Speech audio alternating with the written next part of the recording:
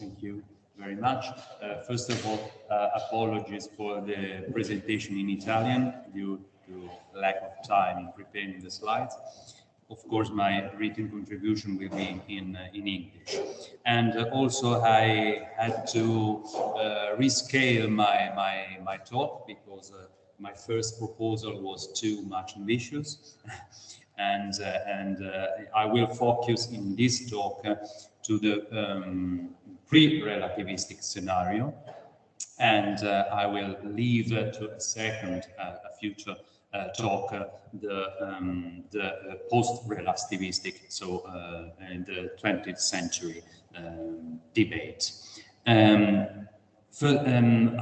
Just to introduce the choice of talking about the hierarchical principle in analogy with the cosmological principle, of course, is I have chosen to borrow this concept and to talk about hierarchical principle from a historical epistemological point of view. So this is the reason why I chose to use this concept as a useful tool to explore this idea in modern cosmology.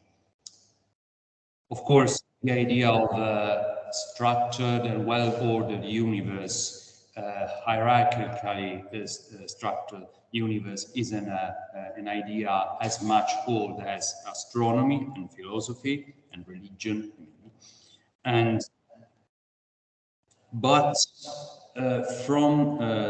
starting from the 17th century, in particular in the 18th and the 19th century, this idea becomes, at least for a while, a physico-mathematical hypothesis to solve, to deal with four main problems that are already contained in Newton's works, and of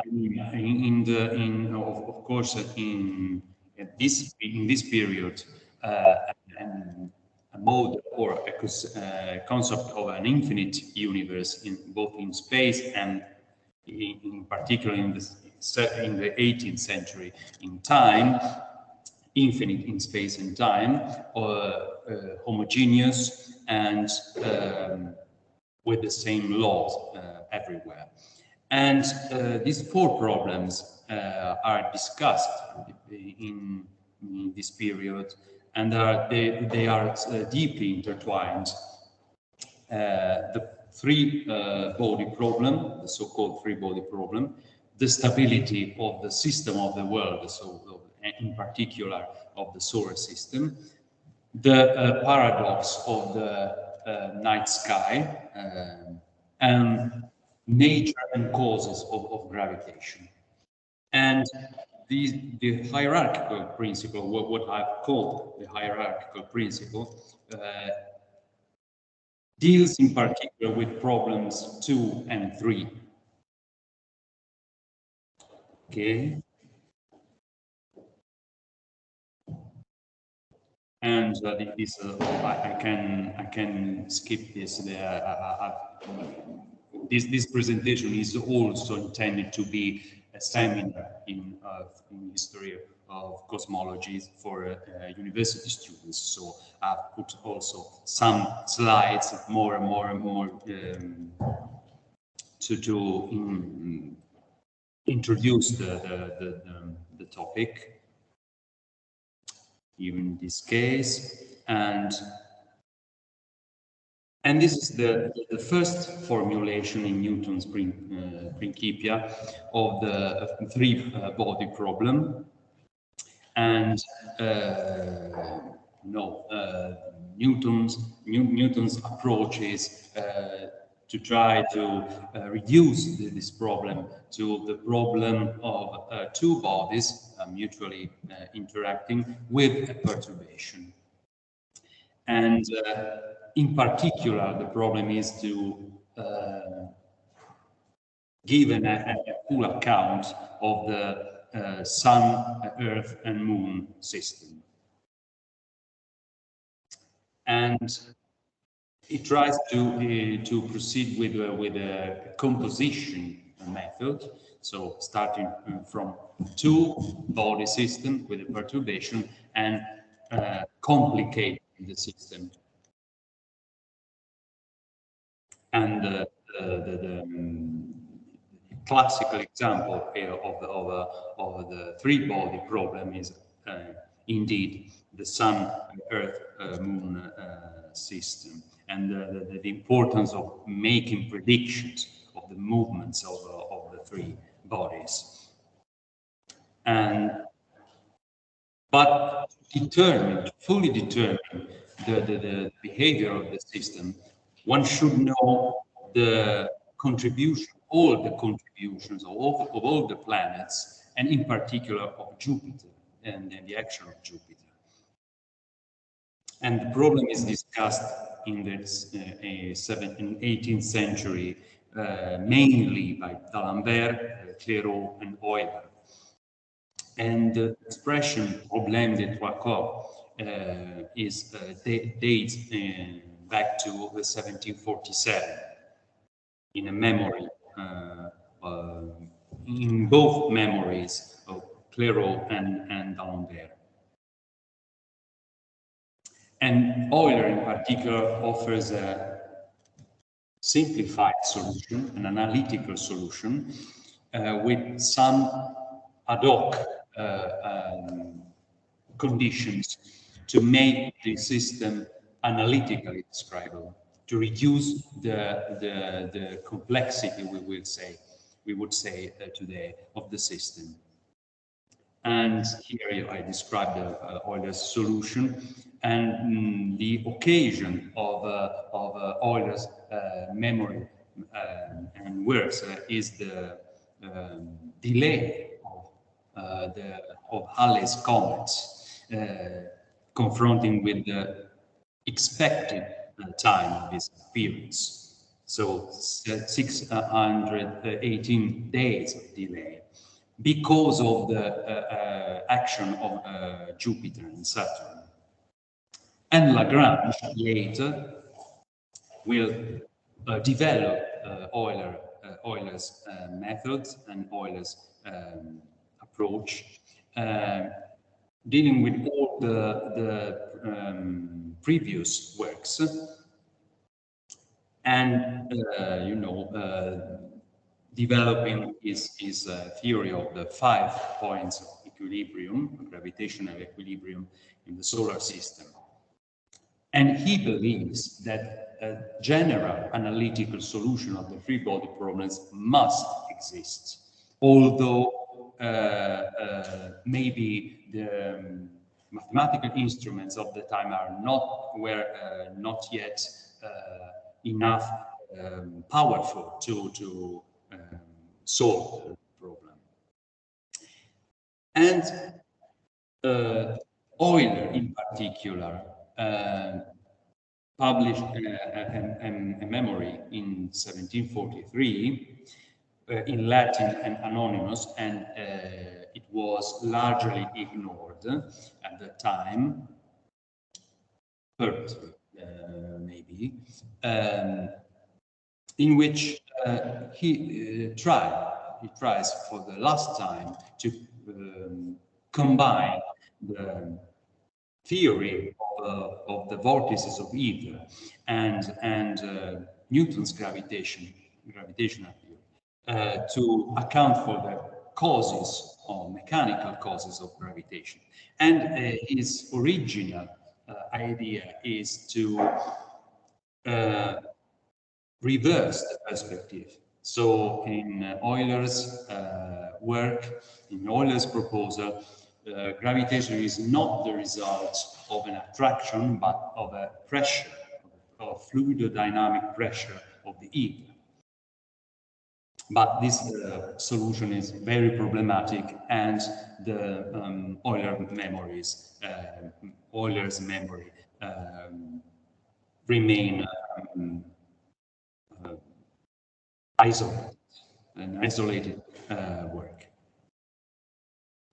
And at the same time, Lambert, which was a Leibnizian, an heterodox Leibnizian like Euler, in a memory about the three-body problem, supposes that there might not be a general solution of the problem, a general analytical solution of the problem. Of course, the final result, final limited theory will be formulated by Poincaré in 1890. But the paradoxes of the Newtonian worldview are also related with the stability of the universe as such, the whole universe as such, and with the darkness of the night sky. Four letters of Isaac Newton to Richard Bentley in 1692 and 1693.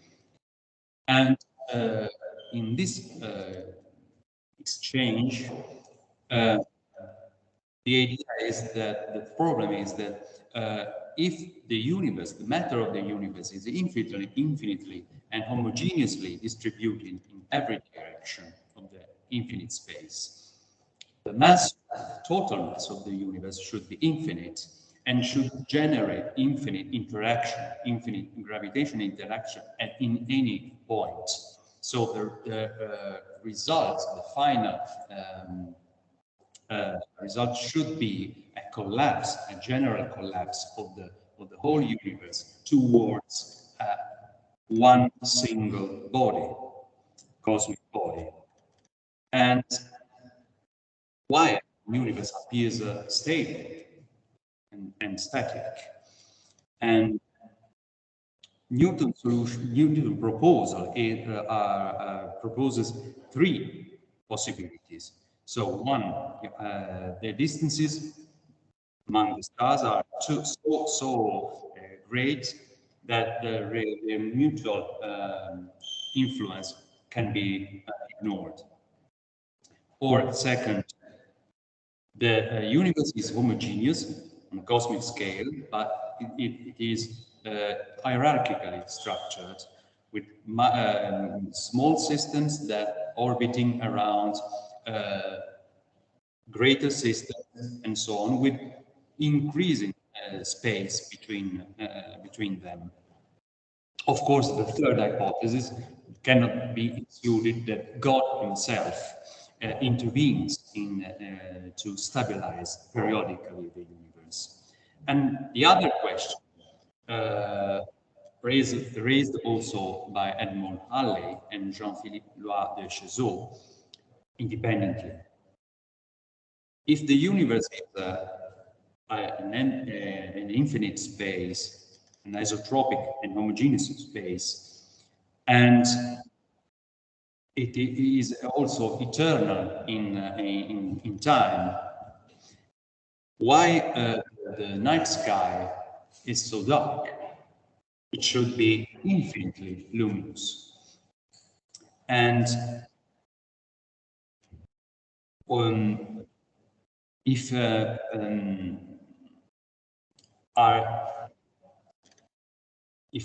the universe is eternal, why should we don't see new stars coming to us through our sight? And this is the antecedents of what will be known as Olber's paradox in 1826, reformulated in 1826. In the same period, new celestial objects are discovered, nebulae, and mainly the nebulae.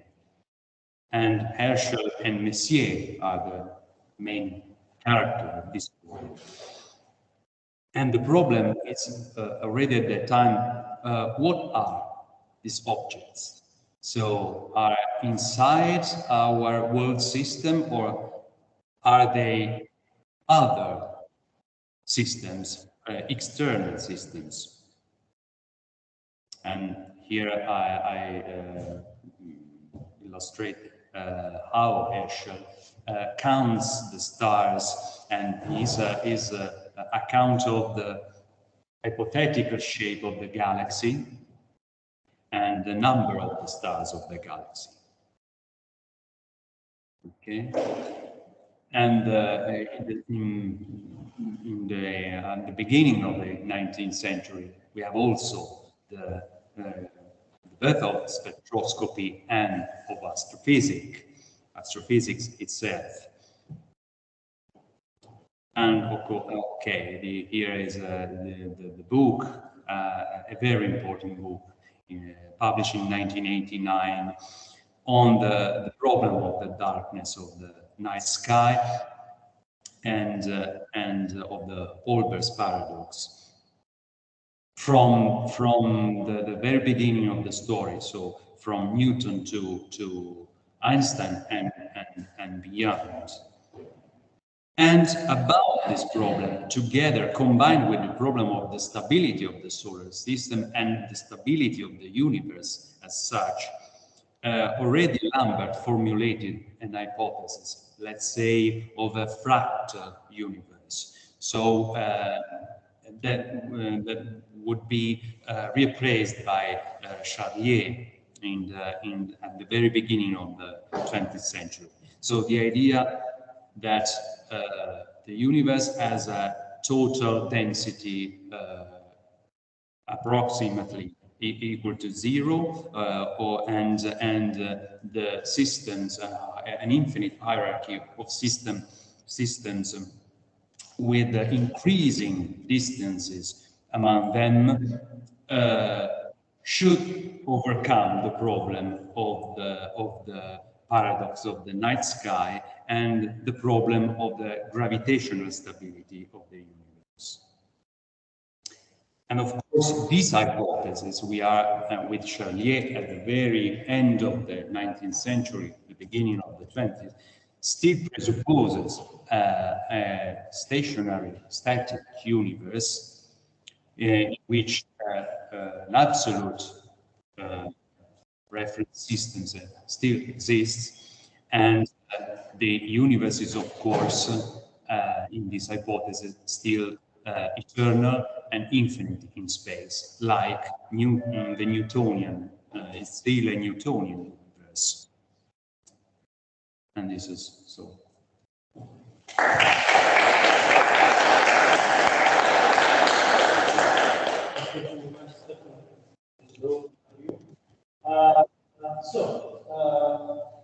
We are used to the Erasmus che I'm sorry, it was quite difficult to translate the slides, so yeah, unfortunately, maybe we didn't reach. Thanks a lot for the effort. So, are there questions for Stefano?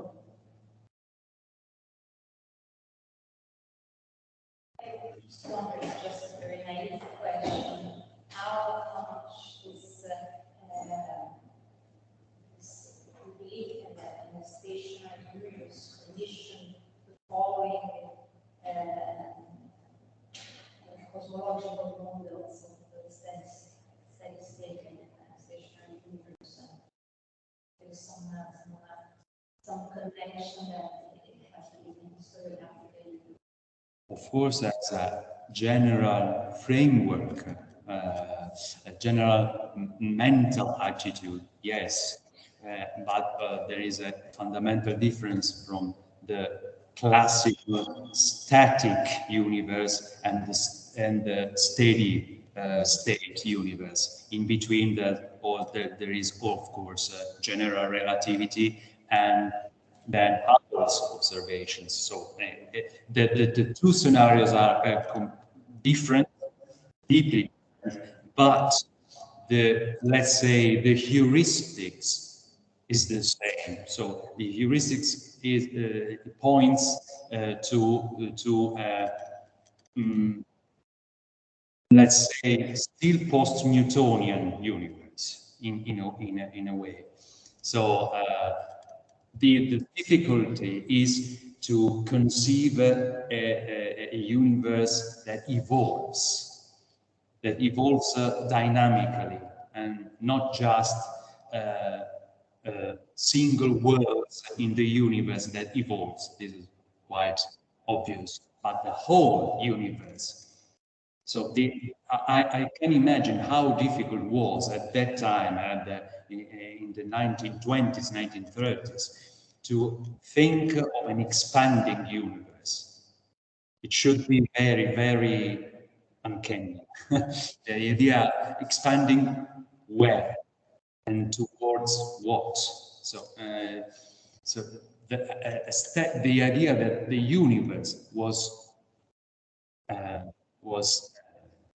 quiet, couldn't move anywhere, was quite common sense. So I imagine that it was very shocking when Hubble showed that the space itself was expanding, not the universe, space itself.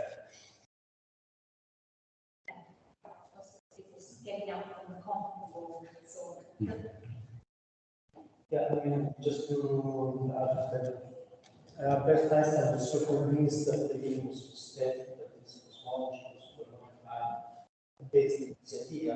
This is why it was called cosmos. So it was obvious that it was dead universe.